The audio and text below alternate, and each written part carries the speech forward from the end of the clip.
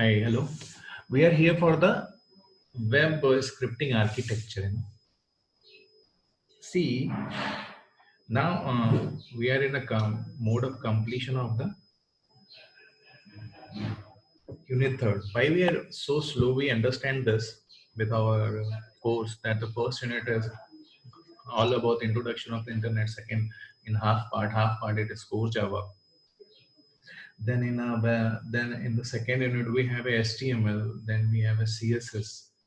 Then we have JavaScript. Sorry, XML.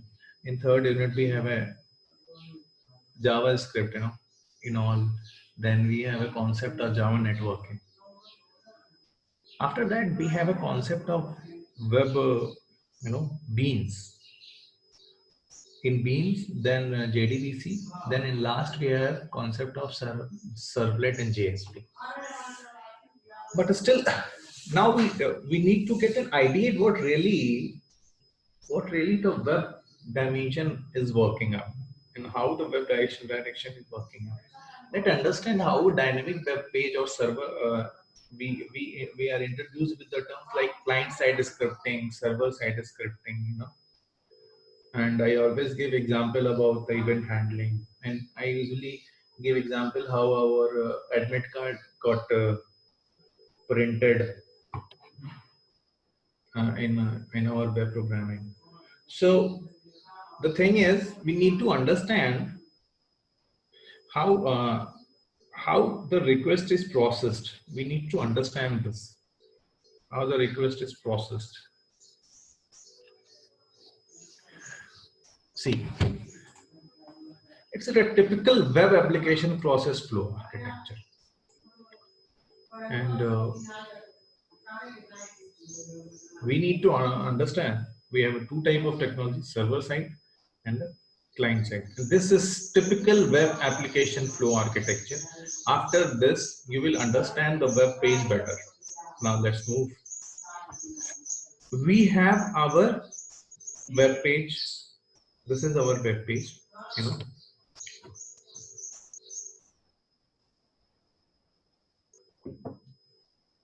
Then we from this web page we demand some processing. Okay. When we demand some processing, or you can say that we input our row. Let's take an example of admit card. We just input in the in the boxes we write our name, roll number. We write our name, address, and we just add our photographs in the defined space with the constraints which has been defined within that form. And after that, we just give our name, address, father name, mother's name, our qualification and all. And this is something we put at the client side, which when we demand any form to be filled. After that, we need to have and the whole process is that when this form will be filled, and this form will after the form will fill, we'll get an admit card right after the filling of the form. This is our case. Let's understand this, how this case has been working. Okay.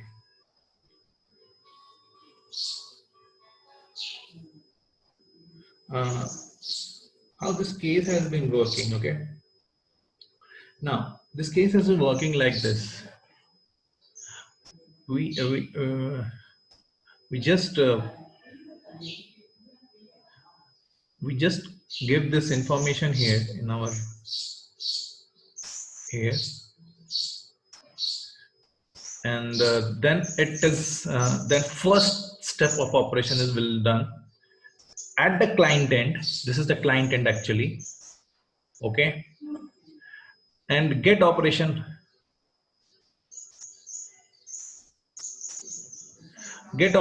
will get those data. Now get operation will get data from our side, our name, roll number, roll number I'm saying. Roll number is provided by the server itself. Get operation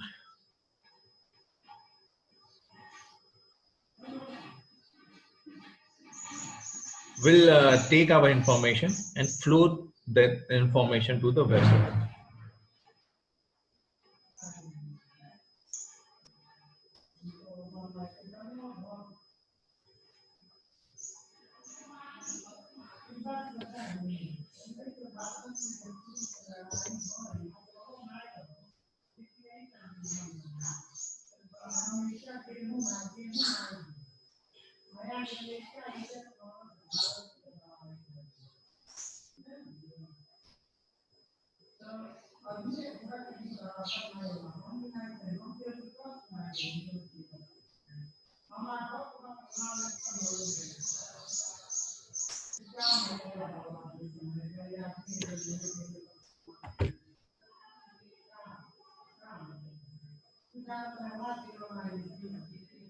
Now let's move.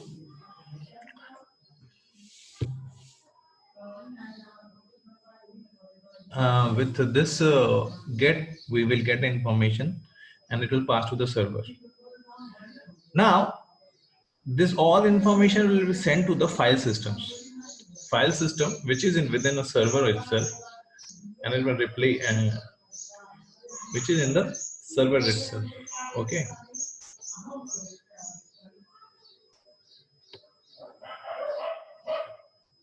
Okay. Then this HTML will take our information, and for the for next process, this request will generate a response through our application server, which uses technology like PHP, JSP. You know, PHP. You understand that this is server side programming. You know.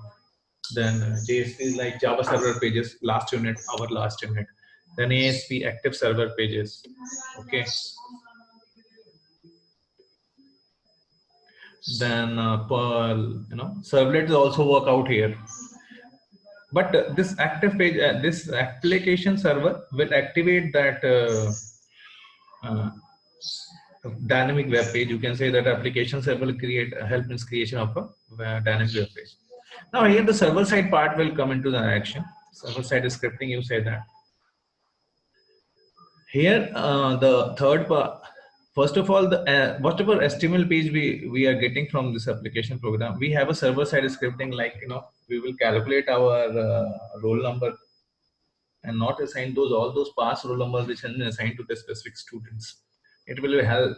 It will be we will get the help of the some scripted program and scripting like this. We are focusing here. We are focusing about the scripting only, but actually we uh, we we need to understand that it's all about web application processing. So here servlet technology is also working. So with the help of those those available technologies, we just add those scripting things like our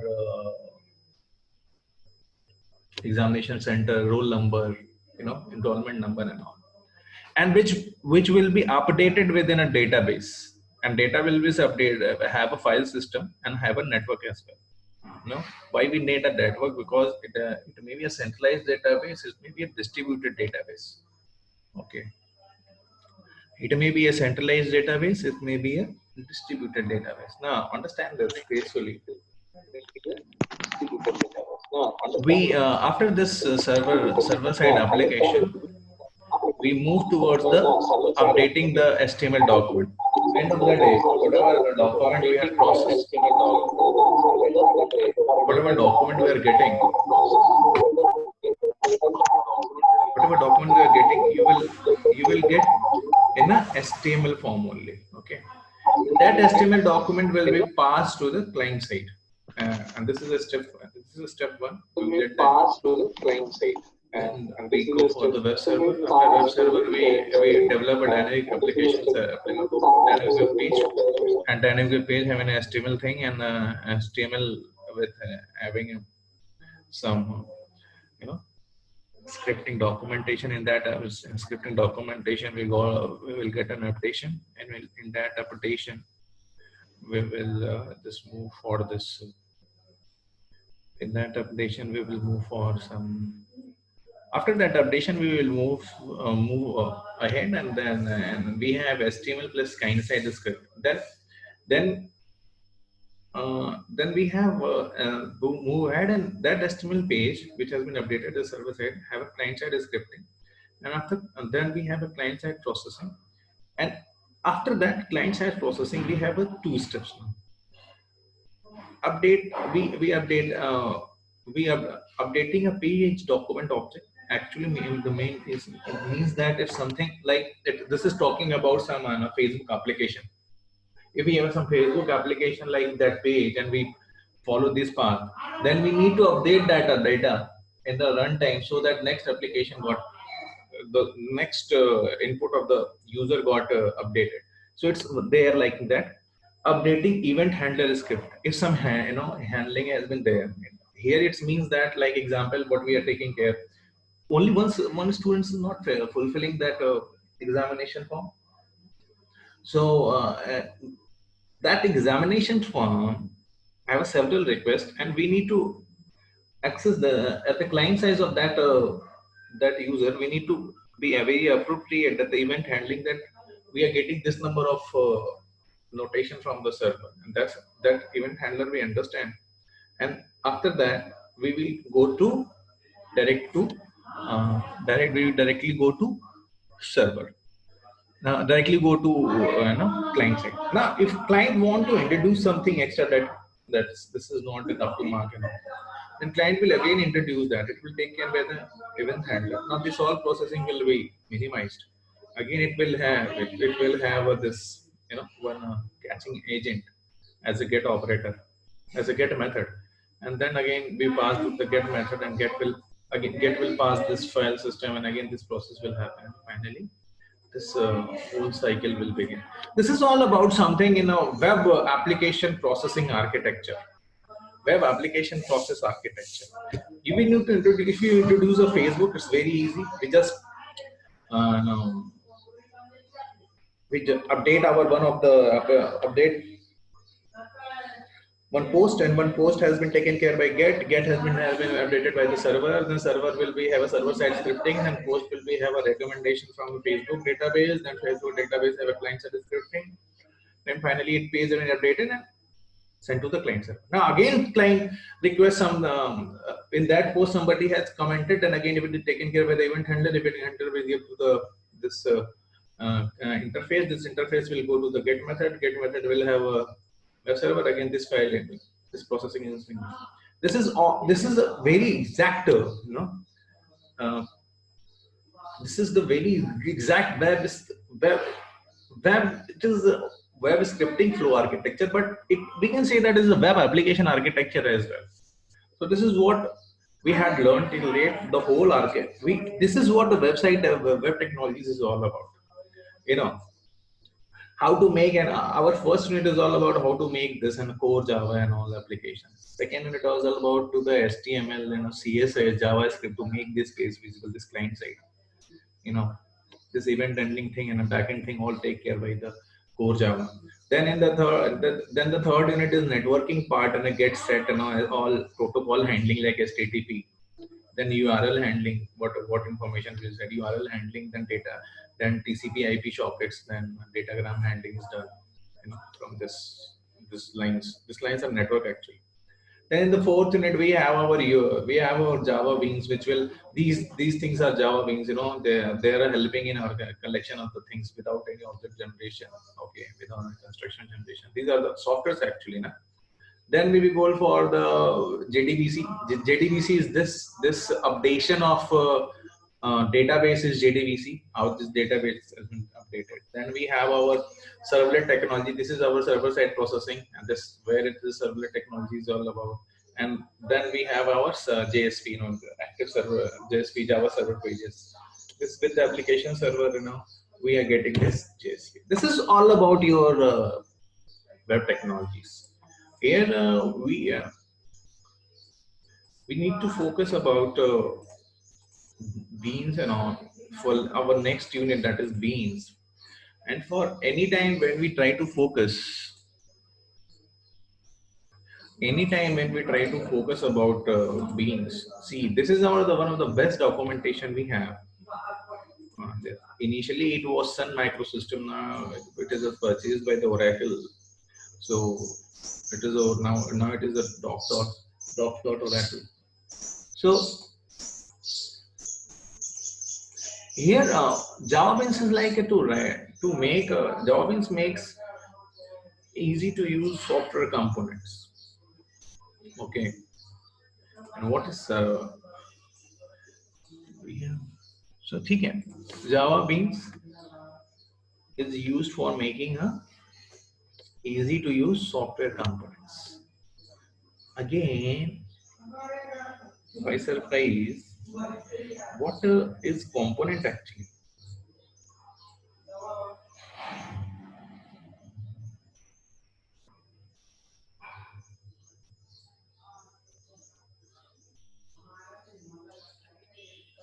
Okay, we have this thing. Let's move. Now we have to understand about the Java. Java is a portable platform independent model written in Java programming language. Is a component as referred as the piece. Okay. Why? See, again I'm saying so. I have PPTs. I can go for the PPT, but I want to make you aware of the latest happening in the field of technology by through now accessing those to the websites. People are, all the researchers. He is one of the researchers from China itself. His name is Hirong Yan. No, his name is Hirong Yan. So he has just researched and pushed this, and it's all the thing is his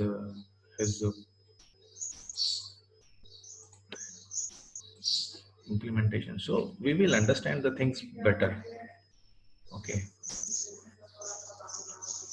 This is our copyright 2020, Dr. Hirong Yan. So let's move for this. Now we have one topic in our third unit, that is instance methods. Let's work on it first.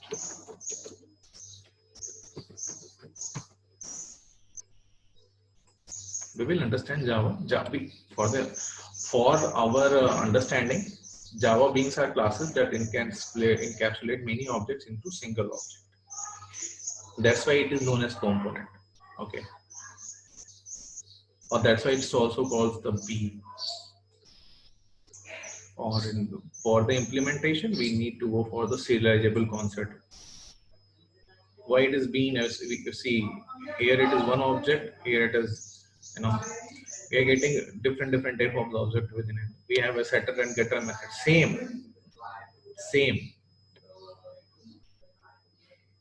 Okay. We will discuss bean. Let's have a resultant of.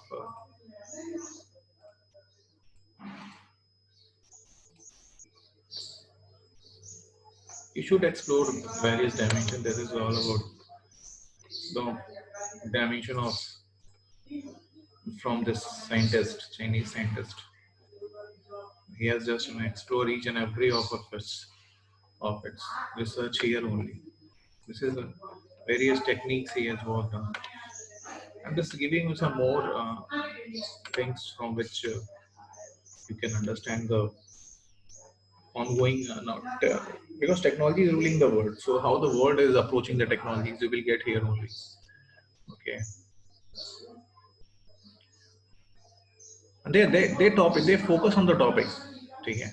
They focus on the topics and explore it with us. That's where their research is. Let's move for the instance method and all. There are two types of method. Static methods and instance methods. Khan Academy is one of the most short academy. He was the first person who introduced the online education. Okay.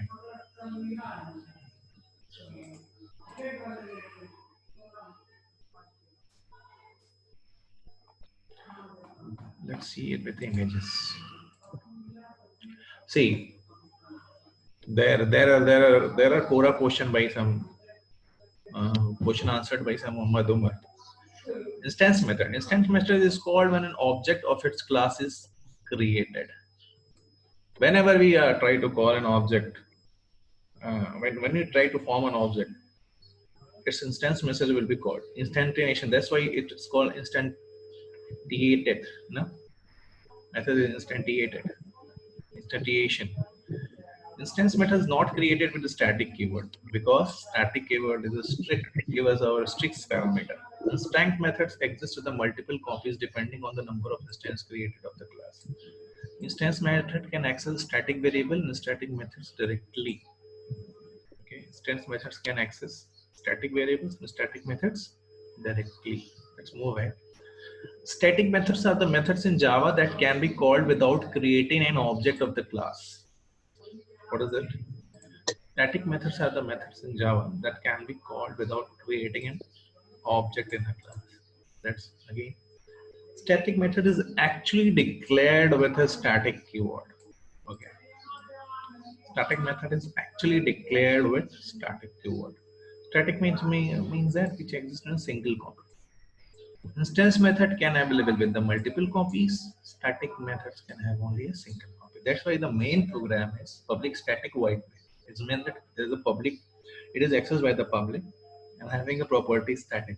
The main is singleton, it haven't any copy within that program. Static can't access instance method, instance variable directly. Okay. Instance method can access static and static method directly because we have an example of main.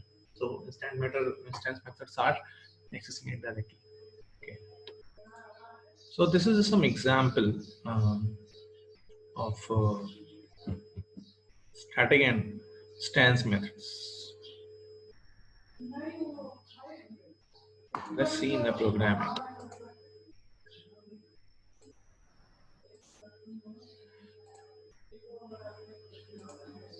So how we define a stance method and how the memory is allocated to it. It is here. Stance methods are methods that requires an object of its class to be created before it will be called. Mean to say that. First of all, we need to create an object with the help of the constructor, and then we go for the instance methods. Okay. To invoke instance method, we have to create an object of the class within which it can be defined. So for any instance method, we need to define an object with the help of the class constructor. And you know that any whatever static methods are, you go in the stack data structure, and this all these instances, because they are in the multiple copies, they will be have a permanent storage generation space of the heap, and their parameters argument passed to them, and their local variables are valued to the allocated to the stack. See, there are two types of the thing. The methods themselves are stored in the permanent space of the heap, but the parameters argument passed to them and their local variables value returned to the located to the stack. Very important. Within a method is still stored as itself in the heap data structure, and their parameter, their methods are all stored in the stack. They can be called within the same class in which they reside, or different classes defined. Same class, different class. That is the inheritance property we always follow in the Java. Either in the same class or package, depend on the access type provided to the desired instance method. Now, let's move. Important point. Instance methods belong to the object of the class, not the class. They can be called after creating the object of the class. Okay. Every individual object created from the class has its own copy of instance methods on the class. Okay. Instance methods are not stored on per instance basis, even with the virtual methods. Okay. They are stored in a single memory location. Know which object they belong to, because this is the pointer passed when they are called back. They can be overwritten resolving using dynamic binding to run the time. These methods can be overwritten. See where the instance variable instance method. See in this program defining a class. So we understand what is the instance method. Instance method is instantiated. I mean, it can have multiple copies, but it is very much different from the static method. Now understand this. We have a class. We have a public class, my class. Okay, we have defined this variable within that class, and this is known as the instance variables. After that, variable, when we pass this, when we define some method, what is a notation we define method? This bracket. When we define that bracket and this is a parameter, this parameter will store itself in a stack, and this method do something will store itself in instance, and this is the instance method. So within a definition we have these things, and every time a program have a package, a class, an instant variable, and instance method, or in fact a static method as well, because we will define public static void main for our main classes, for our class definition. Okay, this is what I want to explain. See here, this is we have a package. With this we have our package, then we have a class, then we have our instance and instance variable. We have our, this is our package, this is our class name, this is our variable name, and this is our method geek string name, and finally this is our object proposing this, and finally this map, this is class name, and this is our instance method. It's passed in geeks for geeks, and finally output is to print this geeks for geeks, and the output is geek for geeks. This is what example of.